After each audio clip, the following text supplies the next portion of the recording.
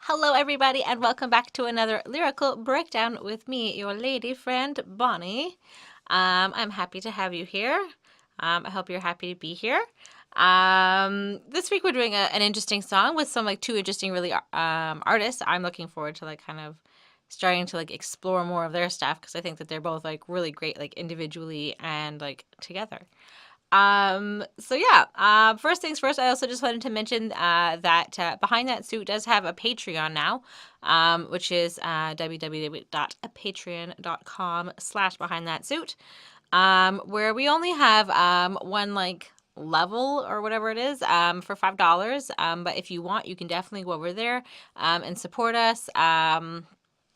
Yeah, we're gonna be having I think the only level I think that we have right now is $5, like I said, and you get entered into a raffle, and we're gonna pick one person every month and do their request video or whatever they want us to review. So yeah, I think that's kind of a fun thing to get. So if you want that, you can definitely go over to that website. It'll be listed down below. Yeah, and we'd love to have you. And if you want, if you guys have any other good ideas of what levels you would want and what we could offer you guys, or what you'd like to see from us, maybe special requests or something specific. Yeah, we're just kind of working on maybe having a Patreon and something that we can work with you guys, and maybe we just want to do something that's really cool. So yeah, let us know down below if there is something you'd like to see. As well, if there's any, I'm really on the delve for interesting female rappers and rap songs, specifically by females. Maybe something that's a bit more underground. I'm not really sure what you'd guys like to see. So if you can definitely leave lists of any rap songs that you'd like to see me break down. Yeah, leave them down below because I'm on the search. I'm not really sure. I definitely want to explore more women rappers. But they're hard to find if you're not just looking for the main top 5, that are in the mainstream, I guess, the ones that everyone knows. So yeah, let me know. I'd like to know. So let's get started. So yeah, like I said, this is Talib, or I didn't say it, this is Talib Kweli and Grae doing Black Girl Pain, which I'm excited to do. I was originally looking at maybe doing a Jean Grae song. So if you guys want to see me do one of her songs alone specifically, I can definitely do that as well. A few of hers were really interesting, so let me know if you'd want to see one and which one would you like to see. So this is off of Talib Kweli's album, The Beautiful Struggle, which came out on September 28th, 2004. And that's about it, I guess. I mean, I didn't really know too much about either of these artists. So yeah, like I said, I'm going to be learning more and more. So let's get into it. Let's give it a little listen right about now. Colored call for realizing we're African. For all my cousins back home, the strength. So it starts off very fun and playful, and it's cute, and you have these children singing and playing and whatever. And they're saying his name, Talib Kweli. And they're saying it over and over again. They think it's a funny name, and they're kind of laughing with it and at it. And then the background sounds skippy, kind of like a record, maybe skipping over something. It just sounded the whole thing is very well produced and designed and constructed, I guess. So it starts off with the hook, which we kind of gives us the gist of it, and this is sung by children. So it starts off with, my mama said life would be so hard growing up, days as a black girl scarred in every way. Still, you've come so far. They just know the name, they don't know the pain. So please hold your heads up high. Don't be ashamed of yourself. No, I will carry it forth till the day I die. They just know the name, they don't know the pain. Black girl. So mother knows best is basically kind of what they're saying at the beginning. Growing up as a black girl who went, maybe through the streets or went through whatever she went through, you're going to have emotional as well as physical scars, growing up and, just life. um, but I mean, it is also like marks that like you, or maybe like hurt or altered in a way, but you survived and you've come back together and like you've done well. So I think a scar is like kind of like you should be proud of them, Um, so yeah, and then she's also saying like don't be ashamed, like overcome, um, be proud of yourself, know yourself, and and she's proud of her scars and she's going to show them until she's dead, and everybody else can say whatever they'd like, but she knows the pain, and until you felt the pain that she's felt, I think especially more directed towards black girls and anybody who has once been a black girl. Um, so I think that they're just kind of getting like their message and their pain that, it's kind of like it's sort of like a communal pain that these black women suffer. So yeah, you can't say anything until you've been there, right?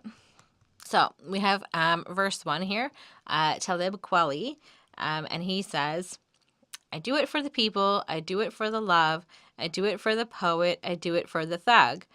This is for victory, and this is for the slaughter.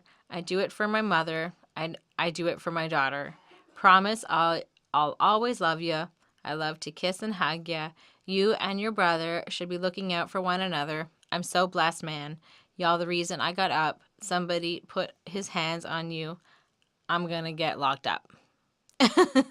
So here we have like Talib Kweli, and he's doing it for the people and he's doing it for love. Like he's just letting you know that he's here in peace, and like he just wants to speak for his people, and I think that's it. Be a good representative.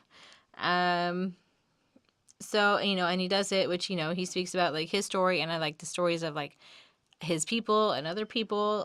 So he does it for also the poet and the thug, which essentially could be the same person. There's nothing, you could be a thug and still be a poet, right?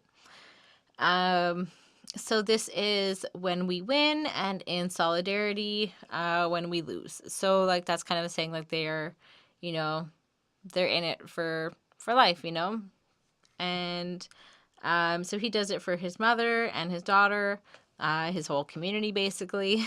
So now he's still talking to his daughter, and he promises that he'll always love her and like be affectionate with her, and it's very sweet. And then he tells her that he hopes that you and your brother always look out for each other and have each other's backs. And he's just happy about like their, I think, relationship and stuff. And he feels blessed because of like his children. And they're the reason that he gets up every day. They're the reason that he lives. I think that's what he's saying. And at the end, he kind of says like, if anybody tries to ever hurt you or mess with you or whatever, like it.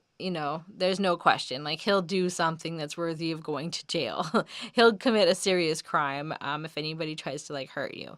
So I think that that's kind of like everybody's message, that like he's putting out there. He's like, just warning, if anybody like tries to mess with my daughter, and I think also like the son, because, they have each other's backs. I'm guessing probably anybody in his life that he loves, he will come and get you. So don't mess around. Okay, and that's exactly what he's saying. As we continue now, I'm not playing. That's the prayer I'm saying for Deannie. And if I die, then she'll be protected by Amani. That's her bigger brother, and I love her the way he loved her.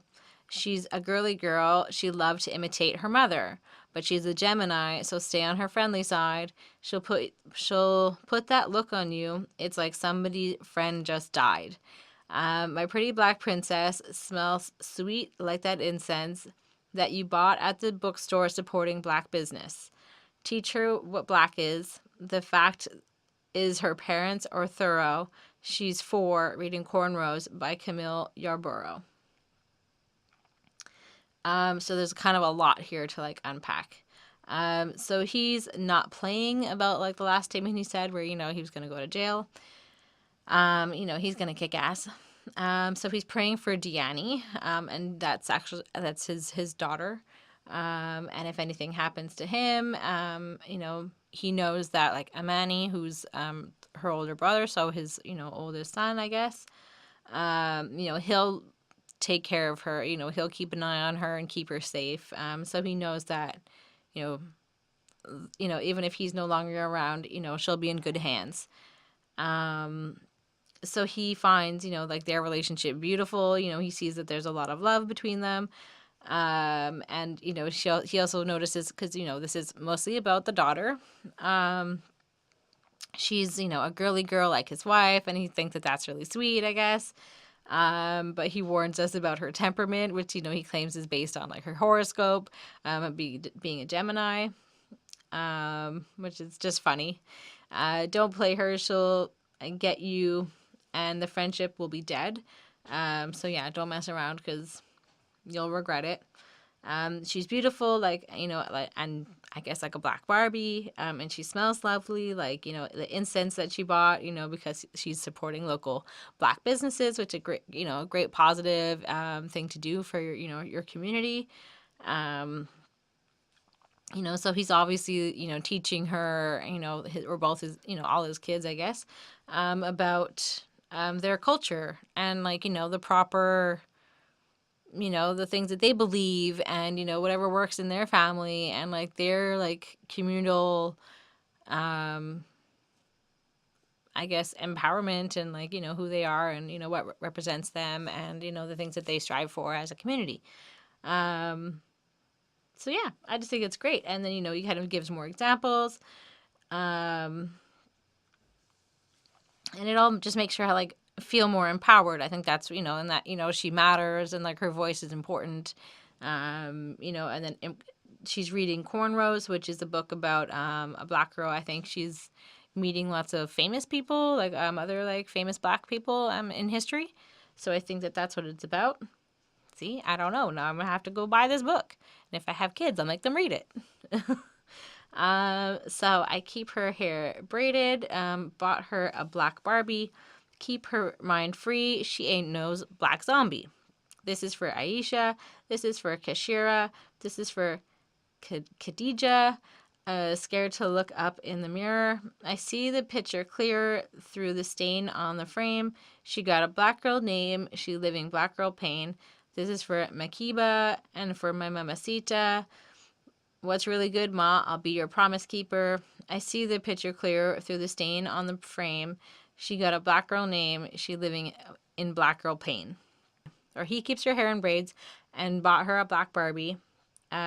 She stays like, open, like mentally and like ready to learn and, doesn't keep her eyes closed like a zombie. It isn't just like wandering around aimlessly, I guess.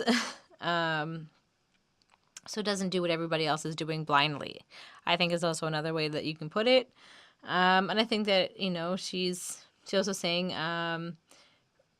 it's for important. Sorry. He's also saying it's important for colored women to have in his life and to be in her life. And having black names right away like cause you to like maybe like stand out, and a lot of the time some of the time in like negative ways, and it causes you to have like prejudice and people are making assumptions if your name is a certain way or spelling or the way it's pronounced or whatever. It just sounds like a joke, but like this is like it kind of I guess belittles the people behind the name. So that's just kind of what they're saying. And yeah, so don't do it. So Makiba Moon Cycle, whom is he recorded a song with, and according to someone on Genius, that's what I read. This is for his mother, and he'll take care of you, Ma, and he'll keep your secrets so you can confide in him, and he's trustworthy. She's the light. she's the light inside the stained world around her, like the picture frame, I think, because she's a black girl name that causes her pain. But I think it's also like it's unique to black girls, and it is like, you know, it is exclusive. It is like that pain that's kind of felt like probably throughout the community, but it, because it causes there to be like people judging them, but it's just a name. So they're just, it's just kind of crazy that this is happening. And then we have the hook again. My mama said life would be so hard growing up as a black girl scarred in every way. Still, you've come so far. They just know the name, they don't know the pain. So please hold your heads up high. Don't be ashamed of yourself. No, I will carry it forth till the day I die. They just know the name, they don't know the pain. Black girl. All right, so then verse 2 we have Jean Grae. So the whole song is, it's quite short actually, or I guess like just like the bulk of the song, but it's, I guess anyways. So it's like one verse is his and one verse is hers. So it's quite like an equal sharing of the verses. All right, well, let's just get into it. So this is for Beatrice Bertha Benjamin, who gave birth to Cici, I'm sorry, Azida, for Lavender Hill, for Kaya Letitia, Athlone, Mitchell's Plain, Swazi's Girls, I'm repping for thee, Manenberg, Guruthalu, where you just be blessed to get through. For beauty shining like the sun at the highest noon, from the top of the cable car at Table Mountain, I am you. Girls with the skyest blue of eyes and the darkest skin, for Cape colored, for realizing we're African. So, from the first line, so the names Beatrice Bertha Benjamin, so that's her mother, and CD Azida, that's her real name. That's Jean Grae's real name. But I guess, she like Americanized it or whatever. And I guess made it easier to pronounce and say and to get famous. Which is just crazy, like that you'd have to like change your name. Well, I mean, I guess it's her choice. If she wanted to do it, she could. But if she didn't want to do it and she felt pressure to do it, that's not as fun. Yeah, just stick with your name. If you can. So yeah, the places she names in like the next line, so Lavender Hill and Athlone Mitchell's Plain. Those are both like some neighborhoods in Cape Town, South Africa. I'm going to have a quote here from, just whatever someone wrote on Genius, but I feel like it sums it up if that's, truth. So Cape Town has many girls from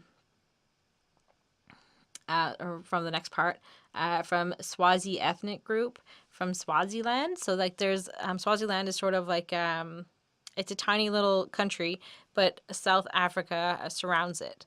So it's kind of like a country in a country. So it's interesting. So who are generally considered among the most beautiful girls in South Africa. So are these, this particular region, I guess. But Swazi is also known for its annual reed dance, in which teenage Swazi girls parade topless before the Swazi king, who chooses one of them each year as his new wife. Like, I don't know if that's true, but that's crazy. Like, girls are just dancing around topless, and then the king just picks one of them, and he probably just has this whole slew of them. That's interesting. Fun culture. So yeah, that was directly from Genius, like I said. So that's all I've got, and I don't think I could have said it any differently. And then we have the Google through. I'm sorry if we're like butchering all these pronunciations. Like, I don't know. So this is apparently also the name of like a song that her father wrote, and he's like a famous like jazz musician in South Africa.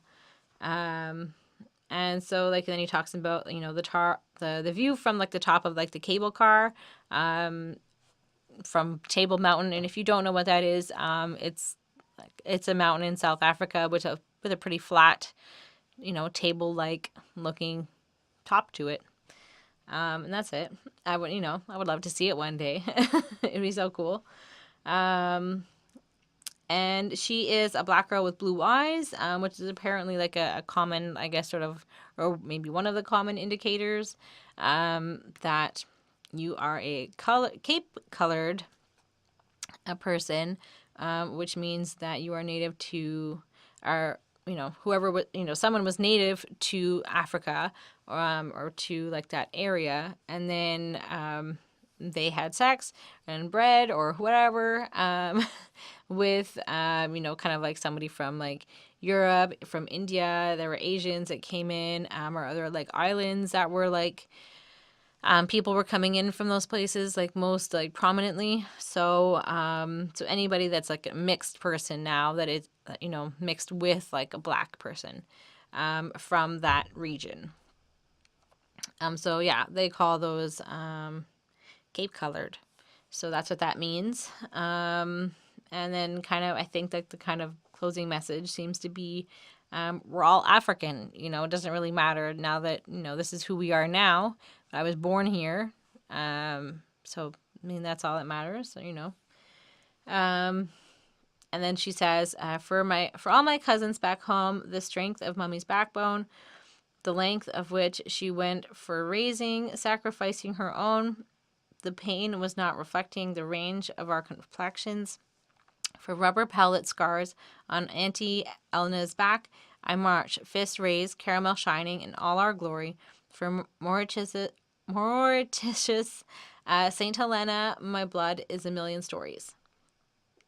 So this is talking about her cousins or her family members that are back in South Africa, because she was born there, and then she came to North America, came specifically to New York City. So they made it because of the hard work and sacrifice of their mothers, and like the things that they did for them, and like the hard work it is to raise kids. And then talks about like how they're sad, but they're more angry than they're sad. So that's why she's talking about like being out there and marching and protesting for whatever she's standing up for. And she's marching specifically, for like the people that were injured because of the apartheid. She's, talks about her aunt was hit with like rubber bullets and has the scars there from that. But like, and it was a different time with different issues, but, also she talks about like the color of her skin is different than what it was back then with, the first generation or whatever, because she's more caramel, but she's still strong and she's still powerful and she still has, strong beliefs and a good message and she's fighting for it. But she's clearly talking about it's a mix. She's a mix, and she sees the difference, but she's still fighting. So Winnie for Joan, and for Edie for Norma, Leslie, Nadidi, for Aunt Betty, for Melanie, all the same family. Fiona Joburg, complex of mixed girls. For surviving through every lie they put into us now. This world's yours, and I swear it will stand focused. Black girls, raise up your hands. The world should clap for us. So I'm not sure like who like all of these girls are that she's naming. But I'm guessing that they are, maybe like everyday girls in South Africa, or like friends that she had, or like, people that she knew who were like injured or, victims of violence. As well as, just talking about, like everybody's like, it's a city and they're all the cities are full of mixed girls. So, it's kind of like the next generation and they're all, and it's fine, like why not? And they also feel like maybe they were lied to, they were, I'm sure their parents told them that things would be better and peaceful, just less violence and, less discrimination. But there's not really like, there's still a lot of issues that are happening and like reasons to be protesting. But she stands tall and proud and will fight for her rights. And she's just kind of like calling like all girls to come together, especially black girls, raise up your hands and the world should clap for us. And I think that would just be so cool. Like if, everybody in the world just like stopped for a minute just and clapped for like whoever, I mean, in this case, all the black girls. Why not? They deserve an applause for faux show.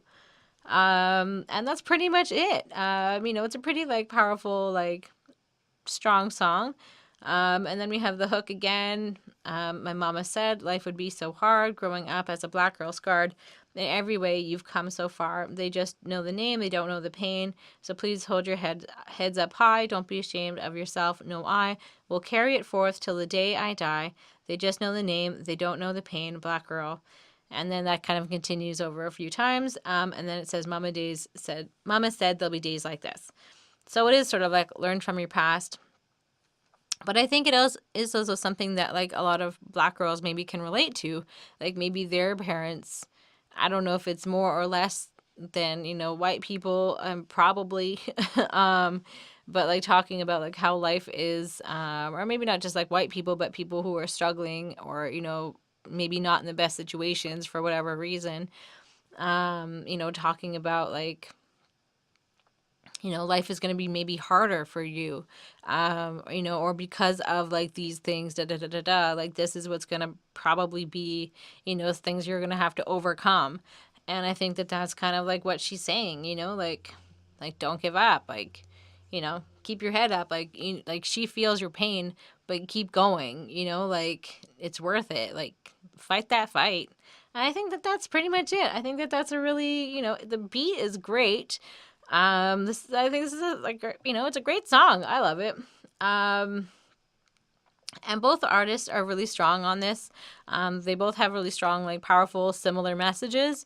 And they're both things that like need to be addressed. And I think it is important to get that out there. And like, this is like part of like the, like, kind of a specific things that are being looked into and probably things I would never necessarily have thought about. So I think that that's, that's the important part of art, and that's what it should do. It should make you think. And I think that that's great. So that's it. I hope you guys enjoyed this. Like I said, if you guys have like lists of any female artists that you want me to look into, whether old or new or whoever, definitely leave some, whatever you want me to do down below. As well, definitely don't forget to follow me on Twitter at YLFBonnie. I'm still over there. I'm like waiting for you guys to like show up to like really like start going. But it's just slow progress. Maybe you guys don't have Twitter. Where do you guys want to connect? I don't know. Yeah, let me know. In the meantime, enjoy all of our videos. I'm excited to see you here, and I'll be back again next week for you. Bye!